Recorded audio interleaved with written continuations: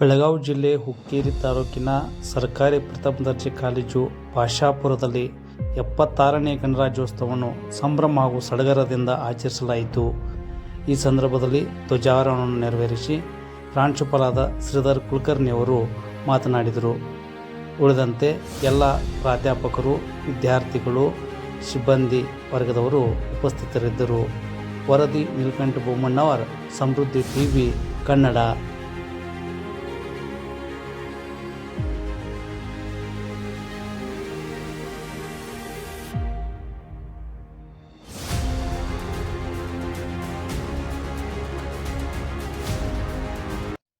ಹೀಗಾಗಿ ಈ ಸಂವಿಧಾನವನ್ನ ರಚನೆ ಮಾಡಲಿಕ್ಕೆ ನಮ್ಮ ಅಂಬೇಡ್ಕರ್ ಅವರು, BR ಅಂಬೇಡ್ಕರ್ ಅವರು ಕರಡು ಸಮಿತಿ ಅಧ್ಯಕ್ಷನಾಗಿ ಮಾಡಿದ್ರು.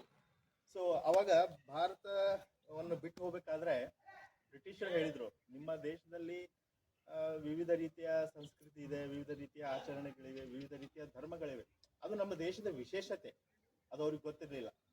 ಸೊ ಅವ್ರು ಏನಂದಿದ್ರು ಅಂದ್ರೆ, ಇಂಥ ಒಂದು ದೇಶದಲ್ಲಿ ನೀವು ಯಾವ ರೀತಿ ನಿಮ್ಮದೇ ಆದ ಸಂವಿಧಾನ ನೀವು ಮಾಡ್ಕೊಳ್ತೀರಿ, ಅದು ನಿಮ್ಮ ಕಡೆಯಿಂದ ಸಾಧ್ಯನೇ ಇಲ್ಲ ಅನ್ನುವಂಥ ಒಂದು ಸವಾಲನ್ನು ಹಾಕಿ ಹೋಗಿದ್ರು. ಸೊ ಅಂಥ ಒಂದು ಸಂದರ್ಭದಲ್ಲೂ ಕೂಡ ನಮ್ಮ ಆಗಿನ ಒಂದು ನಾಯಕರು ಅದಕ್ಕೆ ಒಂದು ಎದೆಗುಂದದೆ ಆ ಒಂದು ಸಣ್ಣ ಸಣ್ಣ ಸಮಿತಿಗಳನ್ನು ರಚನೆ ಮಾಡಿದರು. ಸಣ್ಣ ಸಣ್ಣ ಸಮಿತಿಗಳನ್ನು ರಚನೆ ಮಾಡಿ ಅದರಲ್ಲಿ ನಮ್ಮ ವಲ್ಲಭಾಯ್ ಪಟೇಲ್ ಅವರು ಆಚರಣೆ ಮಾಡ್ತಕ್ಕಂಥದ್ದು ಸಂವಿಧಾನವನ್ನು ಜಾರಿಗೆ ಮಾಡಿದ ಉದ್ದೇಶದಿಂದ ಅಂತ ನಾವೆಲ್ಲ ಗೊತ್ತಿದೆ ನಮಗೆ.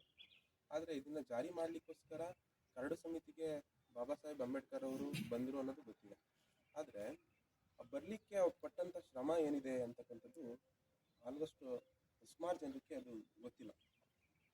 ನಮಗೆಲ್ಲರೂ ಗೊತ್ತಿರೋ ಹಾಗೆ ಕರಡು ಸಮಿತಿ ರಚನೆ ಆದಾಗ ಮೊದಲನೇದಾಗಿ ಅಲ್ಲಿ ಅಂಬೇಡ್ಕರ್ ಅವರು ಇರಲಿಲ್ಲ. ಅವ್ರು ಹೇಗೆ ಬಂದರು ಅಂತ ಹೇಳಿದ್ರೆ ಅದಕ್ಕೆ ಅವರು ತುಂಬ ಶ್ರಮ ಪಡಬೇಕಾಯಿತು. ಮೊದಲನೇದಾಗಿ ಭಾರತ ವಿಭಜನೆ ಆದಾಗ 3 ರಾಷ್ಟ್ರಗಳಾಗಿ ವಿಭಜನೆ ಆಗುತ್ತೆ. ಭಾರತ ಮತ್ತು ಪಾಕಿಸ್ತಾನ ಮತ್ತು ಪೂರ್ವ ಪಾಕಿಸ್ತಾನ. ಈ ಪೂರ್ವ ಪಾಕಿಸ್ತಾನ ಅಂದರೆ ಇವತ್ತಿನ ಬಾಂಗ್ಲಾದೇಶ ಮತ್ತು ಪಾಕಿಸ್ತಾನ ಇರುತ್ತೆ.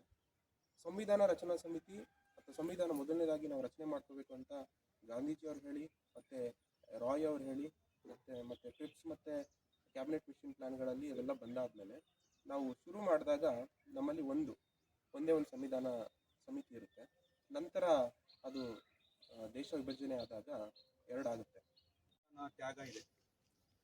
ಸೊ ಇವತ್ತು ಪ್ರಜಾಪ್ರಭುತ್ವ ದಿನವನ್ನು ಕೇವಲ ನಾವು ಆಚರಣೆಗೆ ಸೀಮಿತವಾಗಿರದೆ ನಮ್ಮ ಜವಾಬ್ದಾರಿಗಳನ್ನು ಅರಿತು ನಮ್ಮ ಕರ್ತವ್ಯಗಳನ್ನು ನಾವು ಪಾಲನೆ ಮಾಡಬೇಕಾಗತ್ತೆ. ನಮ್ಮ ಹಕ್ಕುಗಳ ಜೊತೆಗೆ ನಾವು ನಮ್ಮ ಕರ್ತವ್ಯಗಳನ್ನು ಅರಿತುಕೊಂಡು ಈ ದೇಶದ ಪ್ರಗತಿಗೆ, ಕಾಲೇಜಿನ ಪ್ರಗತಿಗೆ, ವಿದ್ಯಾರ್ಥಿಗಳ ಅಭಿವೃದ್ಧಿಗೆ ಶ್ರಮಿಸೋಣ ಅಂತ ಹೇಳ್ತಾ ನನ್ನ ಮಾತನ್ನು ಮುಗಿಸ್ತೇನೆ. ಹಲವಾರು ದೇಶಗಳನ್ನು ಉತ್ತಮ ಆಯ್ದ ಸಂವಿಧಾನಗಳನ್ನು ಅಧ್ಯಯನ ಮಾಡಿ ನಮ್ಮ ದೇಶಕ್ಕೆ ಪೂರಕವಾಗಿರುವಂಥ ಒಂದು ಸಂವಿಧಾನ ರಚನೆಯನ್ನು ಮಾಡ್ತಾರೆ. ಅದನ್ನು ನವೆಂಬರ್ನಲ್ಲಿ ಅಂಗೀಕರಿಸಿಕೊಳ್ತಾರೆ. ನಂತರದಲ್ಲಿ ಇವತ್ತು ಅದು 1950ರ ಜನವರಿ 26ರಂದು ಅದು ಜಾರಿ ಆಗುತ್ತೆ. ಆ ಜಾರಿಯಾದ ದಿನವನ್ನು ನಾವು ಇವತ್ತು ಪ್ರಜಾರಾಜ್ಯ ದಿನ, ಗಣರಾಜ್ಯ ದಿನ ಅಂತೇಳಿ ಆಚರಣೆ ಮಾಡ್ತೇವೆ. ಈ ದಿಸೆಯಲ್ಲಿ ನಮ್ಮ ದೇಶದಲ್ಲಿ ಯಾವುದೇ ಒಂದು ವ್ಯವಸ್ಥೆ ಹೇಗೆ ನಡಿಬೇಕು ಅನ್ನುವ ನೀತಿ ನಿಯಮಗಳನ್ನು ರೂಪಿಸುವಂಥ ಒಂದು ಗ್ರಂಥ ಅಂದರೆ ಅದು ಭಾರತದ ಸಂವಿಧಾನ. ಹಾಗಾಗಿ ಈ ಅಬ್ರಹಾಂ ಲಿಂಕನ್ ಅವರು ಹೇಳುವ ಹಾಗೆ ನಮ್ಮ ದೇಶ ಇಡೀ ವಿಶ್ವದಲ್ಲಿ ಒಂದು ಅತಿ ದೊಡ್ಡ ಪ್ರಜಾಪ್ರಭುತ್ವ ರಾಷ್ಟ್ರ. ಪ್ರಜೆಗಳಿಂದ, ಪ್ರಜೆಗಳಿಗಾಗಿ, ಪ್ರಜೆಗಳಿಗೋಸ್ಕರವಾಗಿರುವಂತಹ ಪ್ರಜಾ ಸರ್ಕಾರ ಇರಬೇಕು, ಪ್ರಜಾಪ್ರಭುತ್ವ ಇರಬೇಕು ಅನ್ನೋದು ಅವರ ಒಂದು ಕನಸು. ಆ ದಿಸೆಯಲ್ಲಿ ಸಂವಿಧಾನವನ್ನು ಅದೇ ನಿಟ್ಟಿನೊಳಗೆ ರಚನೆ ಮಾಡ್ತಾರೆ. ಆ ಒಂದು ಪ್ರಿಯಾಂನಲ್ಲಿ ಹೇಳ್ತಾರೆ, ನಮಗೆ ಗೊತ್ತಿದೆ ಪ್ರಸ್ತಾವನೆಯಲ್ಲಿ ಭಾರತ ದೇಶ ಹೇಗಿರಬೇಕು ಅನ್ನೋದನ್ನು ಹೇಳ್ತಾರೆ. ಎಲ್ಲರೂ ಕೂಡ ಒಂದು ರೀತಿಯಾಗಿ ಜಾತ್ಯತೀತತೆ, ಸಹೋದರತ್ವ, ಸಮಭಾವ, ಎಲ್ಲ ಭಾವನೆಗಳನ್ನು, ಭಾತೃತ್ವ, ಪ್ರೇಮ ಇವನ್ನೆಲ್ಲವನ್ನು ಇಟ್ಕೊಂಡು ನಮ್ಮ ದೇಶವನ್ನು ಮುನ್ನಡೆಸ್ತಕ್ಕಂಥ ಅಗತ್ಯ ಇದೆ ಅನ್ನುವಂಥದ್ದನ್ನು ಅವರು ಅರ್ಥ ಮಾಡಿಕೊಂಡು ಅದನ್ನು ತಮ್ಮ ಪ್ರಸ್ತಾವನೆಯಲ್ಲಿ ಹೇಳ್ತಾರೆ. ನಂತರದಲ್ಲಿ ಆ ಪ್ರಸ್ತಾವನೆ ಆಧಾರವಾಗಿಯೇ ಅದು ಸಂವಿಧಾನದ ಒಂದು ಸಣ್ಣ ಸಾರ ಅಂತ ಹೇಳ್ಬೋದು ನಾವು. ಆ ದಿಸೆಯೊಳಗೆ ಇವತ್ತು ಪ್ರಜಾಪ್ರಭುತ್ವ ರಾಷ್ಟ್ರ ಇಡೀ ವಿಶ್ವದಲ್ಲಿ ಮಾದರಿಯಾಗಿದೆ. ಕಾಲಮಾನ ತಕ್ಕಂತೆ ನಾವು ಬದಲಾವಣೆ ಮಾಡಿಕೊಳ್ಳುವಂಥ ನಿಟ್ಟಿನೊಳಗೆ ಅದು ಅವಕಾಶ ಮಾಡಿಕೊಟ್ಟಿದ್ದಾರೆ. ಆದರೆ ದುರದೃಷ್ಟವಶಾತ್ ಇವತ್ತು ಭಾರತ ಏನು ಸಂವಿಧಾನದ ಆಶಯಗಳನ್ನು ನಾವು ನೋಡೋದಾದ್ರೆ ಇನ್ನೂ ಕೂಡ ಆ ಆಶಯ ಸಿದ್ಧಿ ಆಗ್ತಾ ಇದ್ದಾವಿಲ್ಲೋ ಅನ್ನುವಂಥ ಸಂಶಯ ನಮಗಿದೆ. ನಮ್ಮಲ್ಲಿರುವಂಥ ಸ್ವಜನ ಪಕ್ಷಪಾತ ಇರ್ಬೋದು, ನಮ್ಮಲ್ಲಿರುವಂಥ ಸಾಮಾನ್ಯ ಪ್ರಾಚಾರ್ಯರು